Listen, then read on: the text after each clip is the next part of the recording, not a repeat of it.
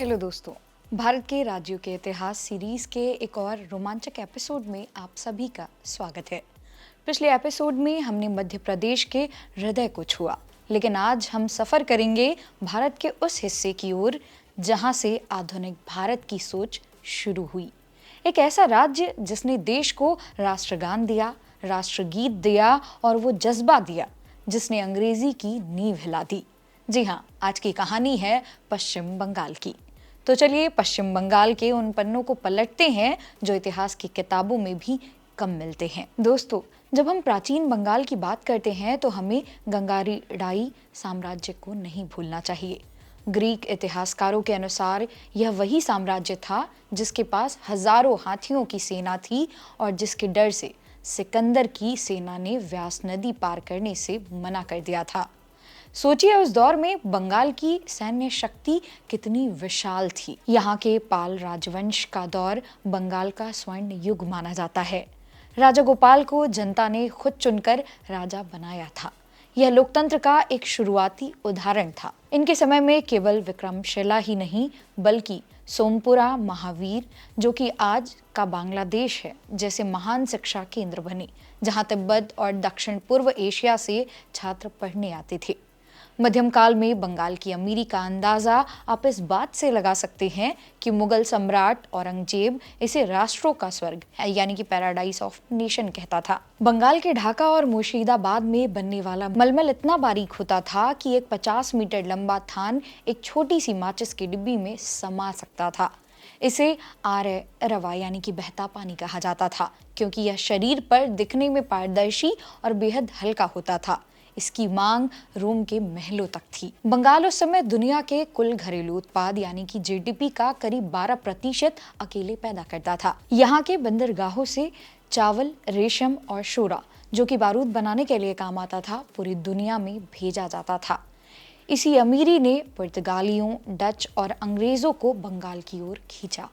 बंगाल सिर्फ व्यापार में ही नहीं, विचारों में भी गहरा था।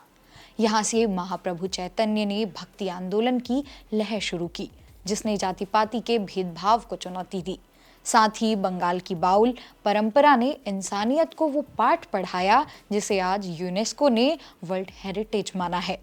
यह वह दौर था जब बंगाल में सूफी संत और हिंदू भक्त कवि मिलकर एक साझा संस्कृति बन चुके थे, जिसे आज हम बंगाली संस्कृति कहते हैं। दोस्तों, 1947 से पहले का बंगाल प्रेसिडेंसी सिर्फ एक राज्य नहीं बल्कि ब्रिटिश भारत का सबसे शक्तिशाली केंद्र था, जिसकी राजधानी कलकत्ता, जो कि आज कोलकाता है, साल 1911 तक पूरे देश की सत्ता संभालती थी।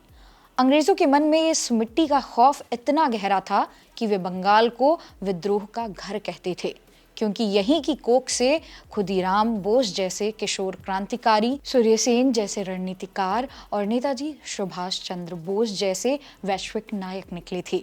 बंगालियों की इसी वैचारिक और क्रांतिकारी शक्ति को कुचलने के लिए साल 1905 में लॉर्ड कर्जन ने बांटो और राज करो की नीति के तहत बंगाल विभाजन यानी कि पार्टीशन ऑफ बंगाल का दांव खेला।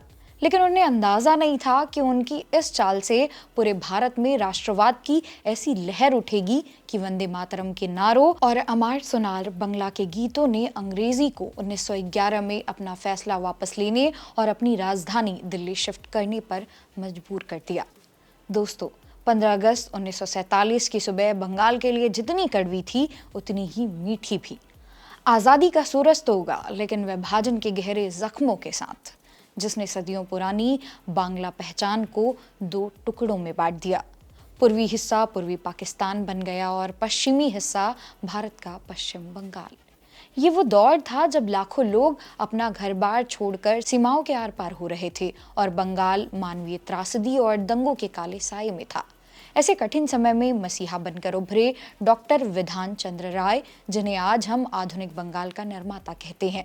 उनके दृढ़ संकल्प और कुशल नेतृत्व ने न केवल लाखों शरणार्थियों के पुनर्वास की चुनौती को स्वीकार किया, बल्कि दंगों की आग में झुलसे बंगाल के आर्थिक और सामाजिक ढांचे को फिर से खड़ा किया। उन्होंने दुर्गापुर और कल्याणी जैसे औद्योगिक शहरों की नींव रखी और बंगाल को शिक्षा व स्वास्थ्य के क्षेत्र में आत्मनिर्भर बनाया। यही वजह है कि उनकी याद में आज पूरा देश नेशनल डॉक्टर्स डे मनाता है। चलिए अब बात करते हैं उन फैक्ट्स की जो पश्चिम बंगाल को पूरी दुनिया में यूनिक बनाते हैं। पहला, साहित्य का नोबेल। भारत को पहला नोबेल पुरस्कार जो कि रविंद्रनाथ टैगोर को मिला था वो इसी मिट्टी ने दिया। बंगाल की धरती से जितने साहित्यकार और वैज्ञानिक निकले उसकी मिसाल मिलना मुश्किल है। दुनिया का सबसे बड़ा डेल्टा सुंदरवन, जहां रॉयल बंगाल टाइगर राज करते हैं, और जो दुनिया का सबसे बड़ा मैंग्रोव फॉरेस्ट है वो यही है। हावड़ा ब्रिज का राज। क्या आप जानते हैं कि कोलकाता के आइकॉनिक हावड़ा ब्रिज में एक भी नट बोल्ट नहीं लगा है। ये पूरी तरह रिवेट से जुड़ा हुआ है। इसके अलावा महान बरगद का पेड़। कोलकाता के बॉटनिकल गार्डन में दुनिया का सबसे चौड़ा बरगद का पेड़ है जो अपने आप में एक जंगल जैसा दिखता है। बंगाल की दुर्गा पूजा सिर्फ एक त्योहार नहीं बल्कि एक वैश्विक सांस्कृतिक विरासत है जिसे यूनेस्को भी मान्यता देता है। तो दोस्तों, ये थी उस राज्य की कहानी जहां मछली और भात के साथ साथ क्रांति और कला रगों में दौड़ती है।